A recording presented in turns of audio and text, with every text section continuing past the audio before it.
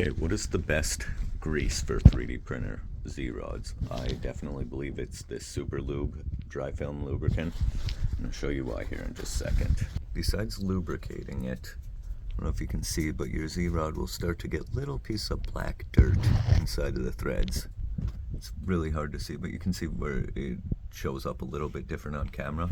Okay, so I take another piece of towel and I like to tuck it around the backside of the Z-rod. You really don't want this shit everywhere. Stuff, excuse me.